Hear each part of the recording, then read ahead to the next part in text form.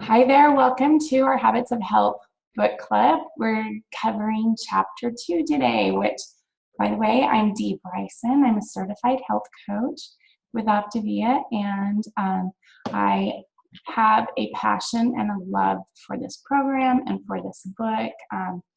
I have changed my own health through using the amazing principles that are taught in this book. I have lost and kept off 43 pounds. I'm about to hit my 3-year mark, which is really exciting. And it's changed my health so much that I knew I wanted to share this with other people. And so here I am. I now lead some focus groups, and I'm a coach, and I love to help other people get the same kind of success or even more than I had. So anyway, today we are covering chapter 2 in the Habits of Health book. And I love chapter 2. Chapter 2 is like the upbeat, fun, happy, hey, guess what, guys? There's hope. And just is like a hope restorer chapter, I feel like. And it's a brief introduction of kind of what this program really is all about. And so, which, in my opinion, makes it so different from other programs. And the reason it is because Dr. A, who is the co-founder of the program, he knew from the beginning that it had to be more than a diet. Dieting has been around forever. And while it may bring you short-term success, it doesn't typically bring long-term success, because what he saw lacking was a focus on habits and making permanent changes. And so that is one reason I love this program, is because it really teaches you to make lifelong changes by focusing on several different habits. And that's what chapter 2 is kind of about, is covering what some of those habits are. So I'm just going to jump right in. And if you have read the book, great. If you haven't read the book, you're still welcome. We want you here, and there's still just so many incredibly great principles that are taught in here. But again, for those of you that have not ordered the book and would like to, it's Dr. A's Habits of Health, and you can jump on Amazon and order a copy and have it within days if you'd like to join us. So I'm going to jump right into chapter 2, and chapter 2 is called The Path, the Creation of Optimal Health. And I have Dee and Susie online with me today. And so, ladies, don't hesitate. If you have something to add, you can electronically raise your hand, you can physically wave, or just jump right in and share. Because I don't want this to be the Dee Bryson show. You are more than welcome to jump in. So we have 2 D's on the line, which is kind of fun today.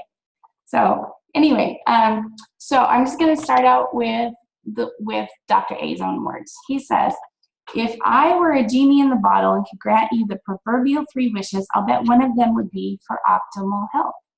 And he said, the good news is that this is a wish that you can actually accomplish for yourself. You just have to need to know how. And so, and then he goes on and he says, if you're not sick, you're healthy, right?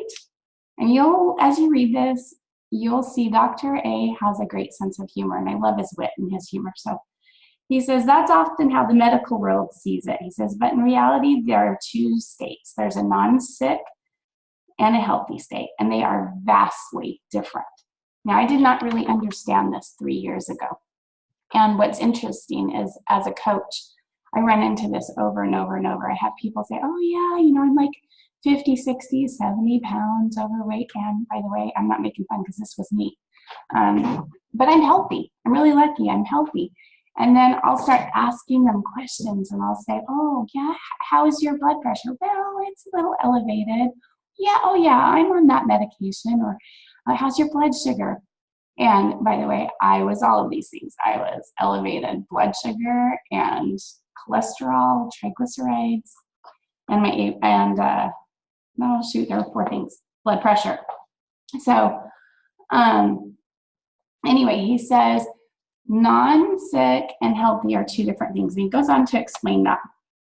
And he says, Non-sickness is like purgatory, simply surviving as opposed to healthy state of thriving. It is caused by eating an excess quantity of barren food, meaning you're not eating foods that have enough nutrients in them, and that your body, the pancreas, is starting to have issues, and it's going to start storing fat, and we become weaker. Our muscles get less strong, and our body becomes more flabby. And I know I can definitely relate with those things because that is exactly what was happening to my body. And he said, and then being non-sick often leads to life-threatening illnesses over time. He said, when excess weight eventually takes its toll and leads to metabolic syndrome, and this is where they call pre-obesity. You're on the path to obesity. And I was not only on the path to obesity, I was categorized as obese. And then he says, in a state of non-sickness, time is against you. It may go unnoticed until one day you're so fatigued that you finally go to your doctor, that was me, and find out that you have diabetes, or you're pre-diabetic, or you have high blood pressure, cholesterol, triglycerides, all of those things. He said, the bad news is that close to 90% of us fall into this non-sick category, and that's really sobering for me to think about how many of us fall into that non-sick category. And so our goal is to get out of non-sick and get into thriving. So he says, let's look at a health path that most of us find ourselves on. He said, too often it leads from non-sickness to sickness to disease. Fortunately, this type of incline isn't inevitable. So we have the power to change. And this is, I guess, one of the things that I find the most hope on is that learning to create healthy decisions that are really very simple, but we just have to keep in mind that to create tomorrow's good health or thriving health depends on the decisions that we make today. And so even if you don't know how or what some of those decisions are, the great news is that's what we're going to start covering. So before I go on, Susie or Dee, do you have anything that you want to add into that? I do. This is Susie. Well, for one thing, I think almost every client pretty much or pre-client that I talk to says the same thing. They're like, oh, well, I'm really healthy. But just like you said, you start going through health assessment and really they're not. But they think they are because they feel okay, for the most part. But for me, we had a gym for 24 years, and I always thought, we had sold the gym when I got on this program, but I always thought I was really healthy. Shoot, I had a gym and I worked out, but I wasn't. And, my numbers were okay, but I realized after getting on this program for 2 or 3 weeks on how incredible I felt that no, I wasn't healthy. I just thought I was. I had energy again, and which I don't think I ever had. So he's so spot on, and I'm just like you. I love this chapter. Me too. Thank you, Susie. And I love that. I love Susie's story so much because for those of you that don't know it, you should get to know Susie more because, like she said, she was a gym owner and thought she was doing great in health. And overall, I would think you were in that non-sick category, right, Susie? Exactly. Yeah. But since then, she's really improved her health, and she doesn't even own a gym anymore. But anyway, she's an amazing coach. So here's what Dr. A says. He says, start by asking yourself a few questions. He said, and this one is kind of sobering. He says, is my health improving every day? Are my daily habits creating greater health and vibrancy, or are they draining my battery and putting me on an accelerating path towards disease? Am I already in a non-sick or sick state? And he said, your answer will tell you You're on the path towards illness, or you're on the path towards health. He said, what if you already find that you're on the path to disease? Maybe you're just right there in the disease area. He said, is it too late for you? No, not at all. And actually, I always thought I was in the non-sick category, but after going to my doctor's appointment and getting the report that I was obese with high blood pressure, cholesterol, triglycerides, and my A1C, I was very much in smack dab in the middle of the disease category and on my way to really serious health problems. And so he says, you can change your path. And best of all, you don't even need to believe that optimal health is possible, which I think, Dee, did you have something you wanted to add? I just wanted to include there, I think that was one of the most important parts of this chapter to me, was that line, is my health improving every day? Because I think when we're in that non-sick state and we're over a certain age, we start thinking we've just accepted that that's life, that's living, that now our health is going to decline and we really don't have any control over it. Yeah. And just by the question, is my health improving every day? It really reached in there, because by asking the question, he's saying your health can improve every day, no matter what age, no matter what you're doing. And so that in itself was just a huge inspiration for me, was to have him ask that question, because it made me go, well, if he's asking that question, it must be possible to really improve my health. Yeah. And I was like what Susie said, and you more so, there were so many things. I didn't take pills. I wasn't on prescription drugs. I didn't have high blood pressure. I wasn't pre-diabetic, but I had digestive issues, and I just had accepted that they were I was gluten intolerant, and it was just a huge digestive issues. And wow, once I started the program, I had sort of realized before that, but when I started the program, all those are gone. They're literally gone. And even the gluten is pretty much, the gluten intolerance is gone. I can eat the gluten products on the program, and I can tell that I've eaten a gluten product, but it's not anything like it used to be. So anyway, I just wanted to throw that in there, that I love we that. need to realize that we really are in control of changing it when we make the mental decision to do it. Right. And I love that you actually didn't start the program thinking that's going to help at all with your gluten intolerance. Oh, no. And that's the amazing thing about this, is that our bodies are designed to heal themselves and to work well when there's so many things that we do. I mean, when we bring ourselves to a healthier state, then it can overcome so many of these things. And I think our society, this is just D, Coach D here. We live in a society where we just accept disease, all kinds of disease. Oh yeah, that's just something she has. Oh yeah, that's something I have. Instead of embracing this mentality of health.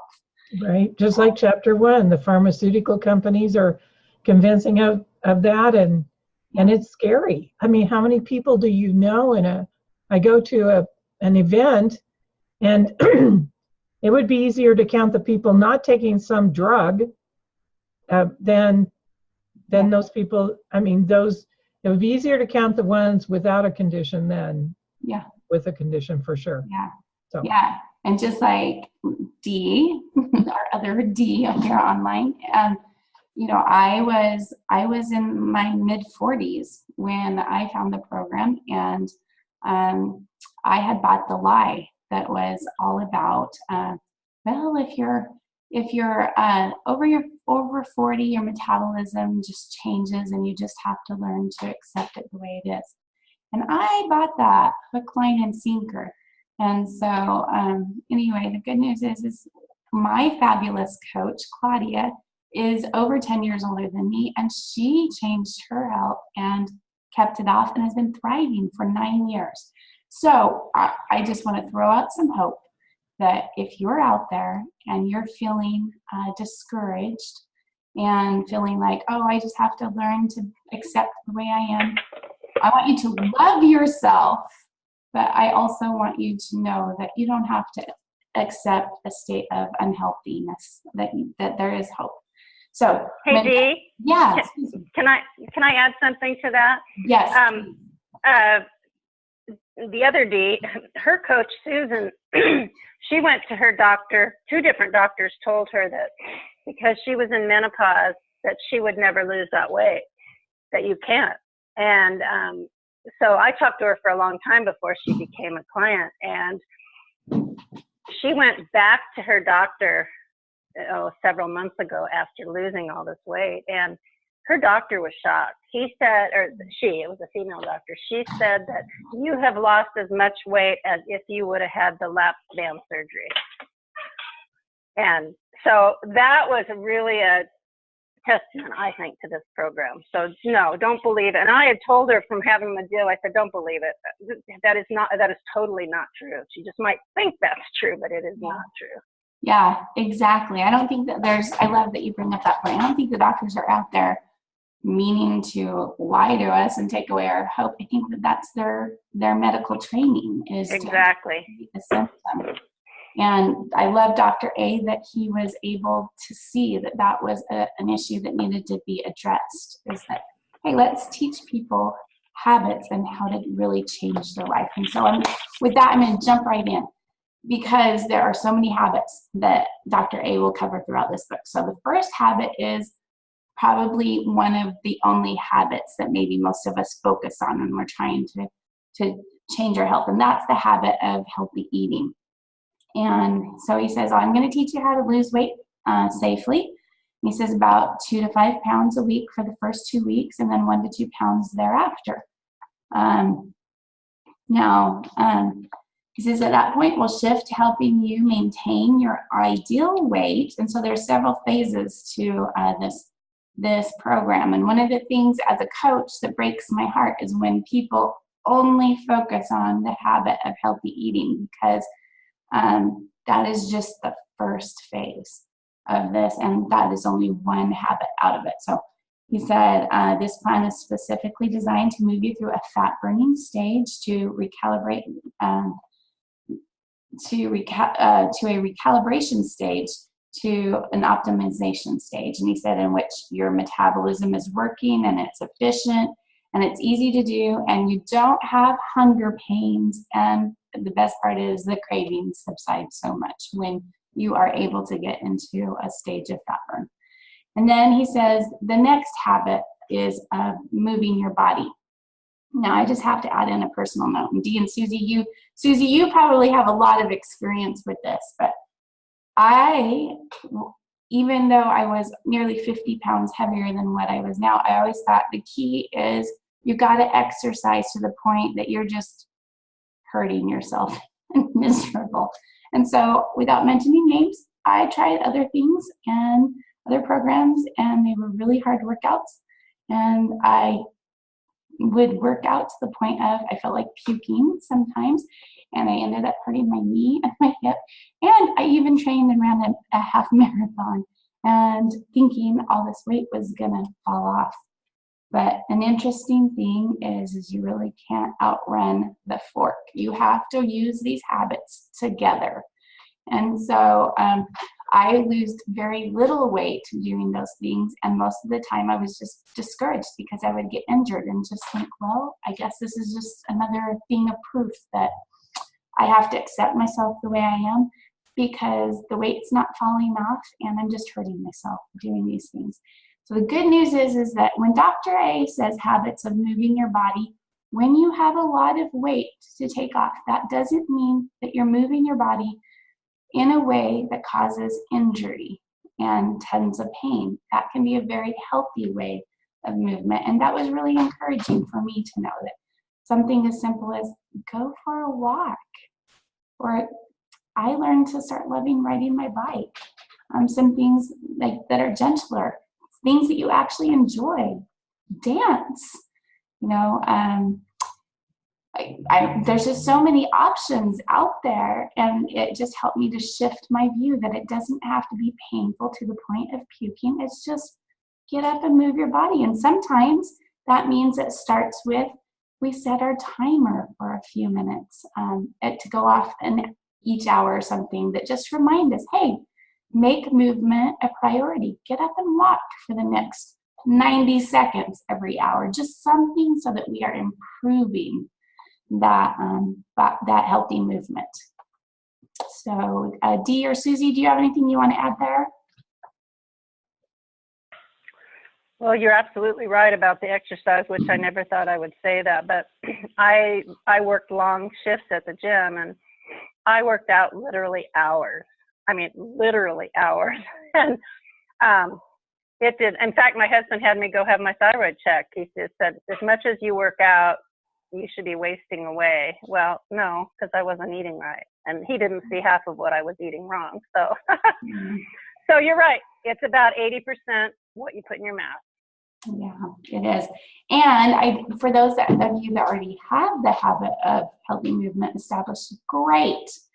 And that's awesome. But for those of you who don't be overwhelmed by it. It's a simple process, and it improves. So each stage, as you start to lose your weight, and you can improve your movement even more. And so just know there is hope even for that. So I'm a grandma of 6, and I love going for long bike rides with my grandsons. And this week I played freeze tag, which, let me just say, 3 years ago I could not have done. And we played freeze tag and ran hard, and it was a lot of fun. So it still wiped me out, but it was a lot of fun.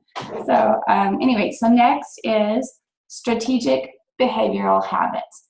And he said, for your long-term success depends on choosing the best strategic actions to support your health. These include examining how you make choices, understanding your patterns and your triggers, and helping you to have a good support system.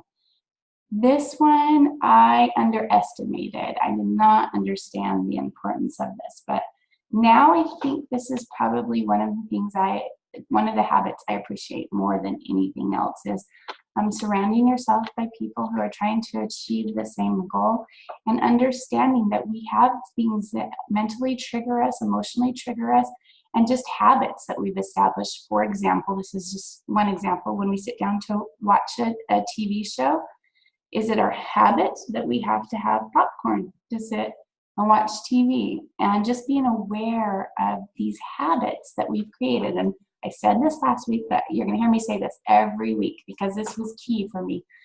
All a habit is something that we've done over and over and over again until we do it automatically without thinking. So when we realize what some of our bad habits are, the good news is we're going to start practicing good habits, and we're just going to do it over and over and over again until it becomes automatic for us. So don't be discouraged by habits. And he said the habit of support through vitamin nutrients. Feeding the body with the right nutrients is one of the most helpful habits that we can adopt. And that one's pretty self-explanatory. We want to learn how to feed ourselves healthy. The habit of reducing dangerous inflammation. And this one I'm passionate about because as a coach, I've seen people come in and do this program and absolutely be amazed that they could have such drastic results with reducing inflammation so quickly. And so he says inflammation is a systemic. When you're overweight, a higher level of inflammatory substances are released from your fat and circulate through your body and raising havoc. And he said typically we have medicine that treats inflammation separately, as if it were isolated from the rest of the body's functioning.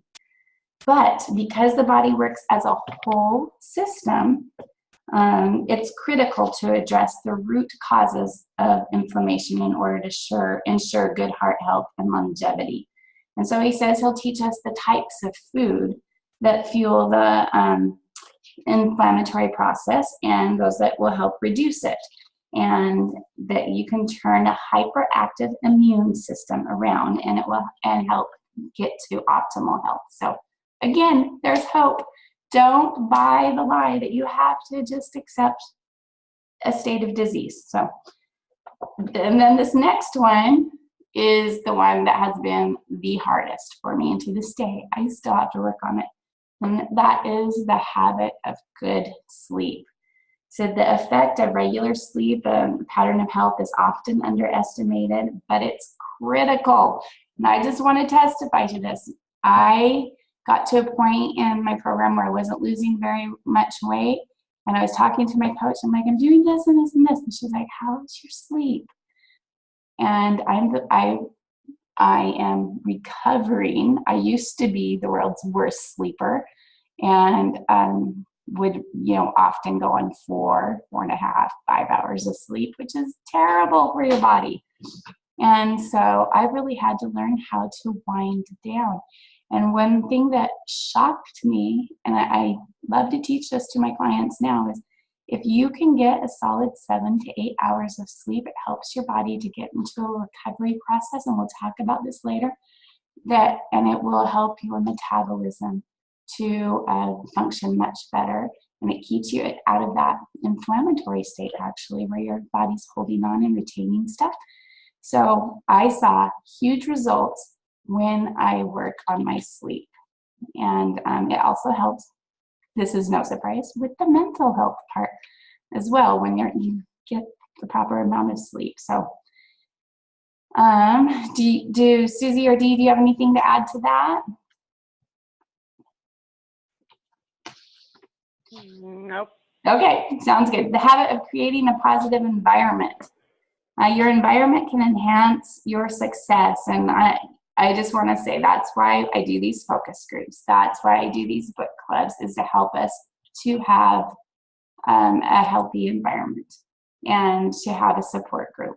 So, and to teach yourself to think positive. Some people underestimate that, how to create a healthy environment inside ourselves and outside of ourselves. And the habit of support, which I think those really mesh together. Okay, so maybe in the past we've reduced our calories, and but now we're going to reduce our calories. We're going to make sure that we're getting the right vitamins in. We're going to work on our sleep. We're going to work on hydration. There's going to be lots of stuff that we're going to cover, but we're just going to kind of implement these a habit at a time. And so, having said that, we're going to work at getting out of the instant gratification. We're going to set some goals, and then we're going to work on today and today's choices. So I'm going to wrap it up right there. Now, next week, I'm going to cover chapters 3 and 4 together. But also, before I end, I just want to cover one more thing, and that is the path to optimal health. I want to show you in Dr. A's book on page 18, there's this awesome chart right here. And it introduces the different phases. So the first phase is bringing down or recognizing where we're at.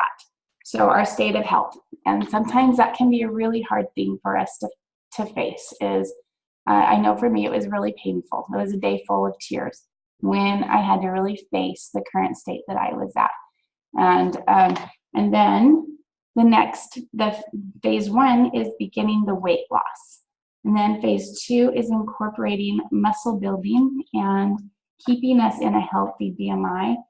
And then muscle optimization. So that's where other programs maybe are so different from our program, is because they throw you right into the muscle optimization without getting you in a healthy BMI first. And then the last phase is longevity and sustaining our good health. And so it's not a short process, but you can get lots of results very quickly, but that's not the end of the program. It's learning to continue these habits. So on that note, I just want to thank everybody for being here, and I hope that you're leaving here full of hope and knowing no matter what phase or stage of health you're in right now, we can make it just a little bit better by the choices that we make today. So if you want better health tomorrow, be full of hope and know that we can help you by the choices that you make today. So thanks, Dee, and thanks, Susie, for being on. And thank you for everybody that is watching the recording. And this is a really important part of our support system, is having each other. So Thanks, Dee. You bet. Thanks, Dee. And thanks, Dee. And we'll see you next week. Okay. Okay. Bye. Bye. Bye.